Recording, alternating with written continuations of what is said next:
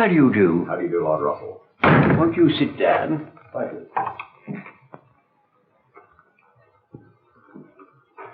Now, what are we going to talk about? Well, Lord Russell, as you approach your 80th birthday, I think we'd like you to tell us what you think you have learned and what you think you will never learn in your career as a philosopher.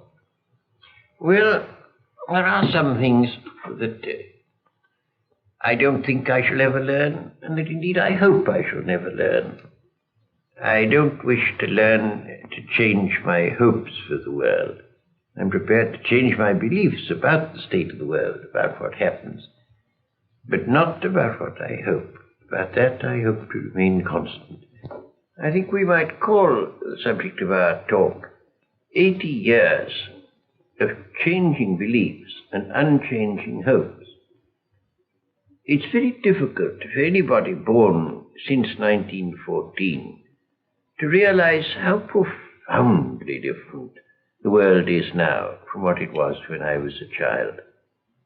The change has been almost unbelievable. I try as best I can, in spite of my years, to get used to living in a world of atom bombs, a world where ancient empires vanish like morning mist, where we have to accustom ourselves to Asiatic self-assertion, to the communist menace.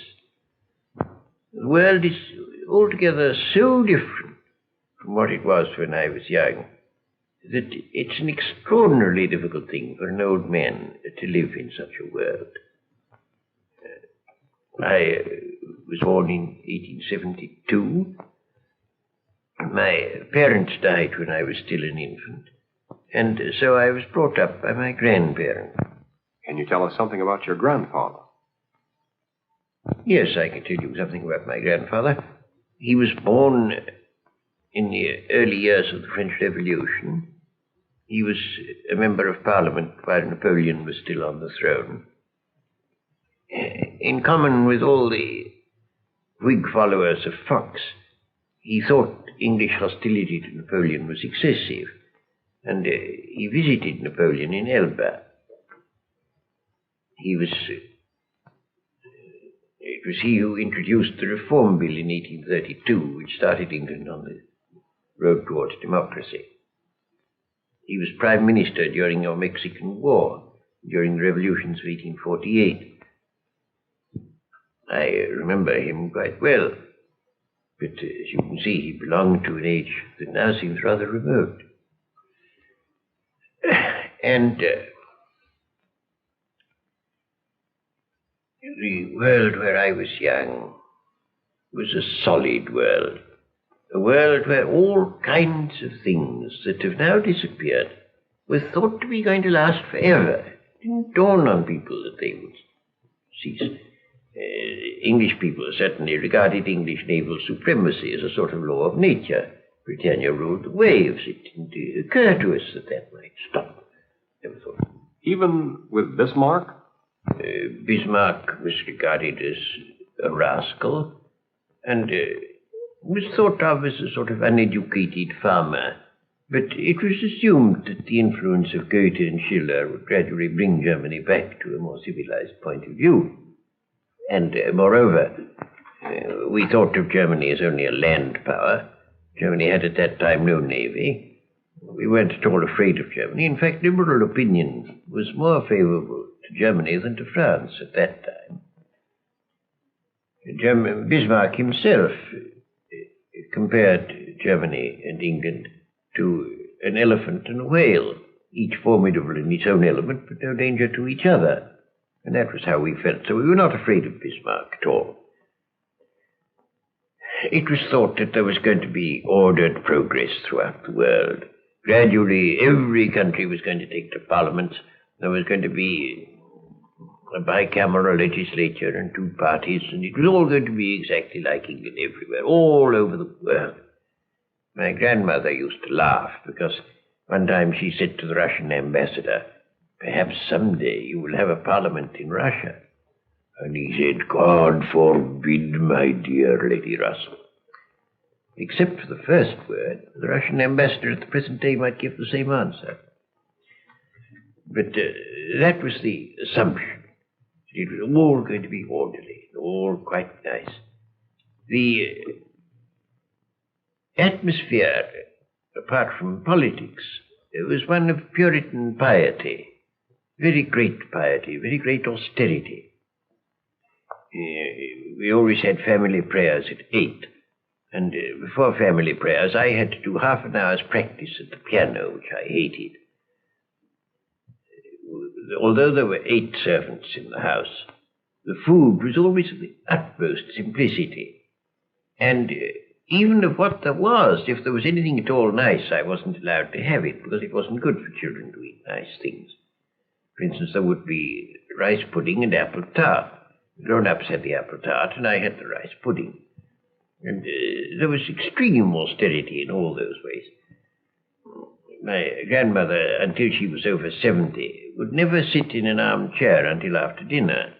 Never. It's almost gone out, that sort of austere living by well-to-do people, which in those days was very common. When did you get to Cambridge? Oh, I got to Cambridge when I was 18. And that, of course, was a new world to me completely.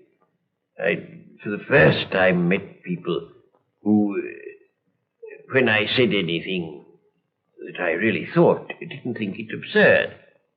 I'd learnt at home to say almost nothing about what I really thought. People had a horror of philosophy which interested me. And they would say every time philosophy was mentioned, philosophy is summed up completely in these 2 questions. What is matter? Never mind. What is mind? No matter. And at about the 60th repetition of this remark, I ceased to be amused by it. When I got to Cambridge, it was a great comfort to me to find people who didn't regard philosophy as absurd. So that I was very, very happy when I first got to Cambridge. I quickly got to know a great many people who became my lifelong friends. Most of them, I'm sorry to say, are dead now, but those who are still alive are still my friends. You started with mathematics, didn't you? And then moved to philosophy? That is so, yes. I did 3 years mathematics and 1 year's philosophy at Cambridge. I had done only mathematics before going to Cambridge. What caused your interest in philosophy? Well, 2 things, 2 very different things caused my interest in philosophy. On the one hand, I wanted to understand the principles of mathematics. I observed that all the proofs of mathematical propositions that were taught me were obviously fallacious. They didn't really prove what they said they did. And I wanted to know whether there is any truth in the world that is known. And I thought if there is any, it's probably in mathematics. But it's not in mathematics as I was taught it. And so I tried to find out some truth there. The other thing that made me interested in philosophy was the hope that I might find some basis for religious belief. And did you find it?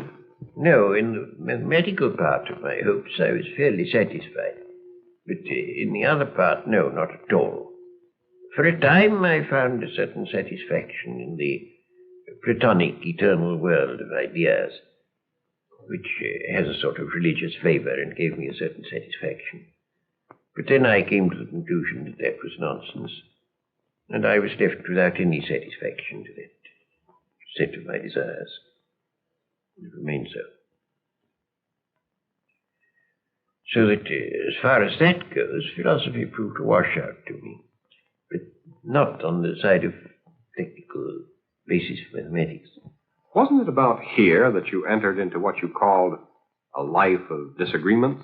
Yes, I disagreed first with my people about both about mathematics and about philosophy. They cared only about virtue. They thought virtue was the only thing of importance in the world. Mathematics, therefore, was unimportant because it has no ethical content. And philosophy was positively pernicious because they thought it undermined virtue. So that on that point I had a strong disagreement with my people. But as regards that, of course, that disagreement was, as far as my personal life was concerned, was solved by my living among academic people who didn't take that view, so that I got again into a circle of people with whom I was quite at home.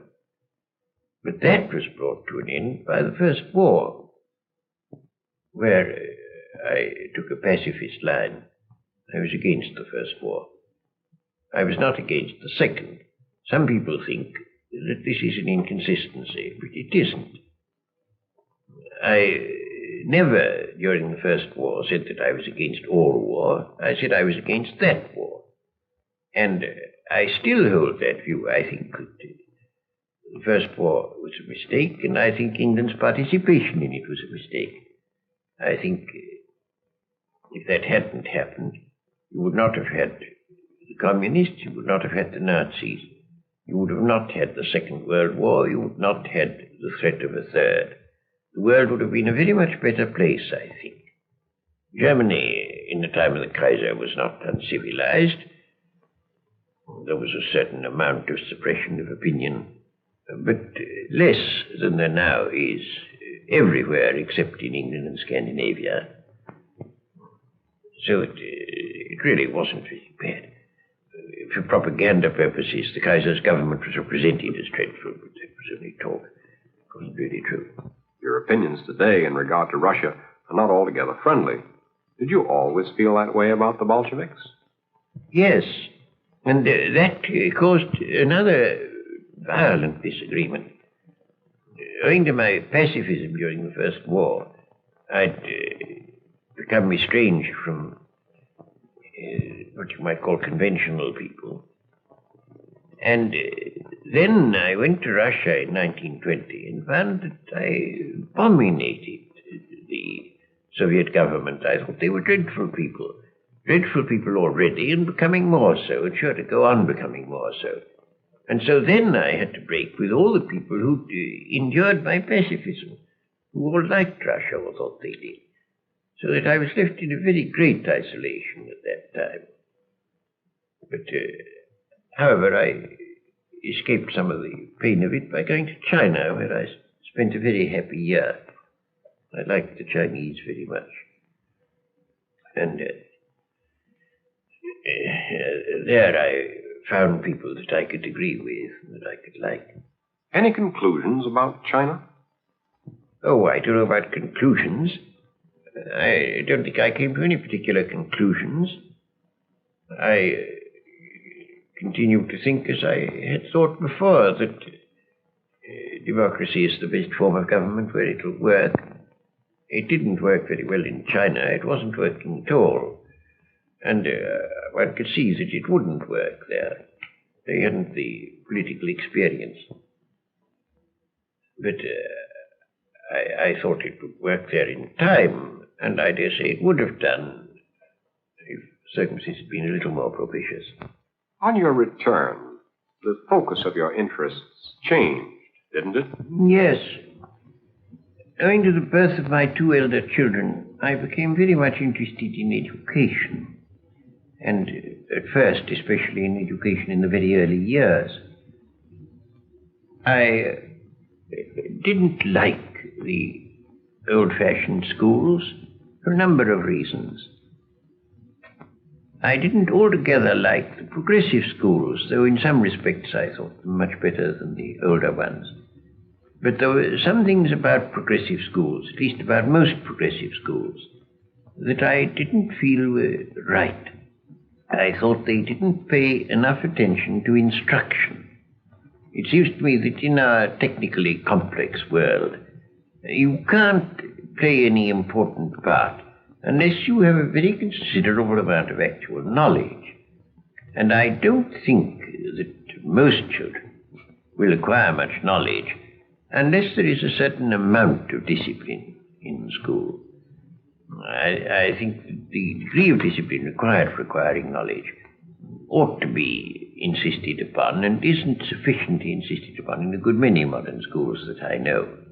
Did you change any of your opinions in that regard?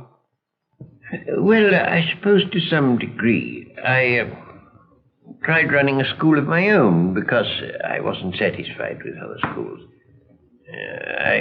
I haven't the talents of an administrator, and I wasn't satisfied with the school that I tried to run.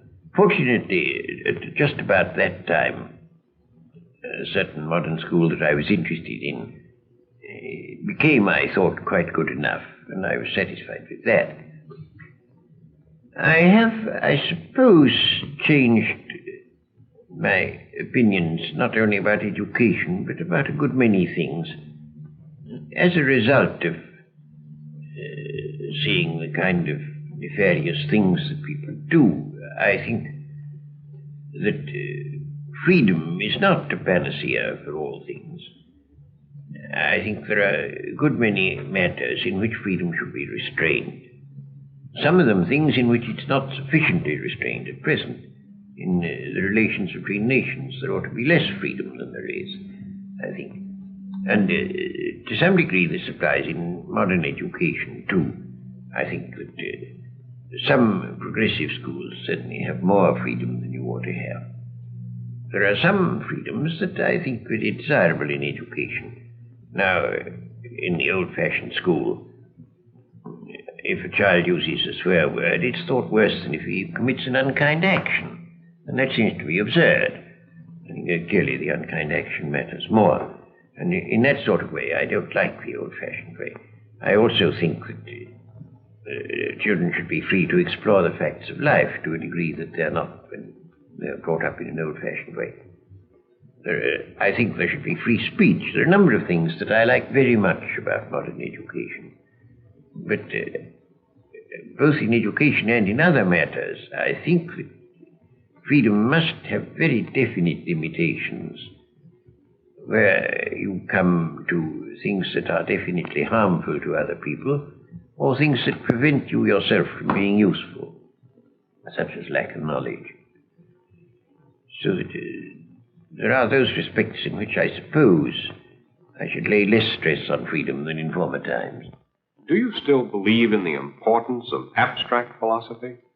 Well, now that's a very difficult question. I have myself a passion for clarity and exactness and sharp outlines. For some reason that I've never understood, this makes people think that I have no passions, that I'm a cold fish. I don't know why, but it does cause people to think that. I don't myself think that's altogether just, so that's neither here nor there. But I do like clarity and exact thinking, and I believe that very important to mankind, because when you allow yourself to think inexactly, your prejudices, your bias, your self-interest comes in ways you don't notice. And you do bad things without knowing that you're doing them. Self-deception is very easy. So that I do think clear thinking immensely important. But I don't think philosophy in the old-fashioned sense is quite the thing the world needs nowadays. I think the needs of the world are different from that. Well, just what do you feel today's needs are?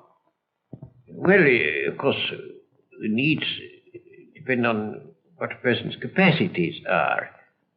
But if I were now, at this moment, a young man, whether in England or in America, I should not take to philosophy. I should think there were other things better to take to. If I had the necessary capacity, I think I would be a physicist. If my capacities didn't run in that direction, I should think that history, psychology, mass psychology especially, theory of politics, things of that sort are much better worth working at than pure philosophy. And it's that sort of thing that I should take to if I were now young. Lord Russell, what do you think the world needs to reach a happier state? Well, I think there are three things that are needed if the world is to adapt itself to the Industrial Revolution. The troubles we are suffering now are essentially troubles due to adapting ourselves to a new phase of human life, namely the industrial phase. And I think three things are necessary if people are to live happily in the industrial phase. One of these is world government. The second is an approximate economic equality between different parts of the world. And the third is a nearly stationary population. I'd like to say a little about each of those. As to world government, the world government should be, of course, a federal government, leaving a very great deal of freedom to the individual national governments, and only those things controlled by the world government which are absolutely necessary for the avoidance of war. The most important and the most difficult of these is armed forces. All the important weapons of war will have to be in the hands of the international government and of it alone. When that happens, war will become practically impossible. And if war were impossible, mankind could go ahead. If war is not impossible, every advance in scientific technique means an advance in mass murder and is therefore undesirable. But if once world peace were achieved, it would be just the opposite. That's the first point. Now I come on to the question of approximate economic equality. As things stand at present, Western Europe, and still more the United States of America, have a high standard of life. On the whole, the great majority of mankind live fairly comfortably from a material point of view. Asia, on the other hand, lives in very, very great poverty. So does most of Africa. And the moment people are sufficiently educated to be aware of these facts, the inevitable result is a great development of envy in the poorer parts of the world. That envy is a cause of unrest and inevitably makes world peace precarious. There's only one way of dealing with it, which is to produce approximate economic equality, which of course is a long story, but it can be done. The third point about population is very vital indeed. The food supply of the world tends at present to diminish through the denudation of the soil. It tends, of course, also to increase through various technical advances. But those two about balance, so that on the whole the food produce of the world does not increase appreciably. Now that means that unless everybody is to be very poor, especially if you have economic equality, unless everybody is to be very poor, there must be not more people to be fed, not many more than there are now.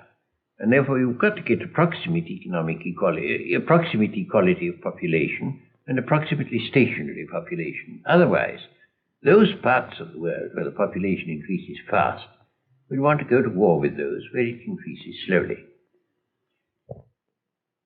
That brings us precisely to the problem of Asia and what part Asia will play in the immediate future. Well, Asia, first of all, has risen to the point of education. Some Asians have, where it is not prepared any longer to be subservient to the white man. It hasn't noticed that Russians are white. If it had, it would take a different line. But it seems to think that Russians are yellow or black or some other color. And I think our propaganda ought to be mainly devoted to saying only Russians also are white. I believe that would be the effective propaganda to use in Asia. But I pass that point by. Asia clearly is going to claim equality with the white man. And it's perfectly futile, absolutely futile, for the white man to resist that claim. It will infallibly win, infallibly. And we ought, therefore, to concede it graciously at once before we're driven to it. To concede complete equality to Asia. But if Asia is not to overwhelm the rest of the world with a vast flood of population and poverty, Asia must live up to its responsibilities and must learn the sort of things we have learned in the West, which is how to maintain a roughly stationary population. And if they can't learn that, which I fully believe they can learn, and learn quickly, much more quickly than most people think, if they can't learn that, they will not have won their claim to equality. Lord Russell, speaking as of today, can you see the influence of any one philosopher more than any other one? Well, I suppose in recent years the most important influence has been Marx. If you can dignify him with the name of philosopher, I should hardly like to dignify him so myself, but I suppose he must count in the list. And he certainly has had more influence than anybody else. For those of us who reject Marx, can you offer any positive philosophy to help us toward a more hopeful future? Well, as to that, you see, I think one of the troubles of the world has been the habit of dogmatically believing something or other. And I think all these matters are full of doubt, and the rational man will not be too sure that he's right. I think that we ought always to entertain our opinions with some measure of doubt. I shouldn't wish people dogmatically to believe any philosophy, not even mine. Not even mine. No, I think we should accept our philosophies with a measure of doubt. What I do think is this, that if a philosophy is to bring happiness, it should be inspired by kindly feeling. Now, Marx is not inspired by kindly feeling. Marx pretended that he wanted the happiness of the proletariat. What he really wanted was the unhappiness of the bourgeois. And it was because of that negative element, because of that hate element, that his philosophy produced disaster. A philosophy which is to do good must be one inspired by kindly feeling and not by unkindly feeling. Summing up, Lord Russell, do you feel that there is hope for the world today? Well, I do. I feel it very strongly, but how far that is really a rational conviction and how far it's temperamental, I can't say. But I do most strongly feel that there is hope. There may be very dreadful times ahead of us. I dare say there are.